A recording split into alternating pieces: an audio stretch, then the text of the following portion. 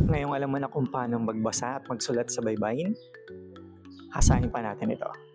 Meron akong mensahe na inihanda na nagpapahayag ng damdamin. Ito ang dalawang mensahe na isusulat natin sa baybayin. Handa ka na ba? Tara. Ganito isulat ang mahal kita sa baybayin. Sulatin natin ang ma. At sunod ay ang ha. At yung la.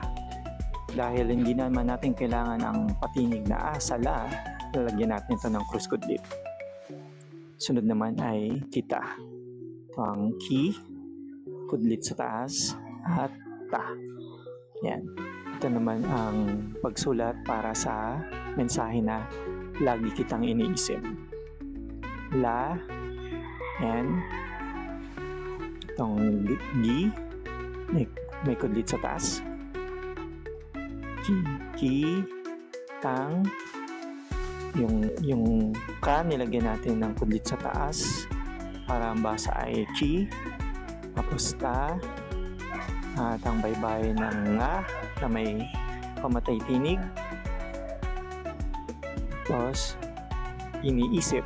Ito ang i, ni, may kudlit sa taas, sip, may kudlit sa taas, at yung P o yung pa may krus kudlit sa baba.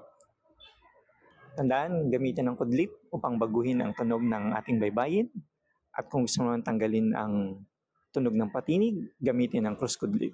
Ayan, may dagdag kaalaman na naman tayo kung paano isulat ang mensahe na nagpapahayag ng damdamin sa baybayin. At maraming salamat. Sana may natutunan ulit kayo sa episode na to.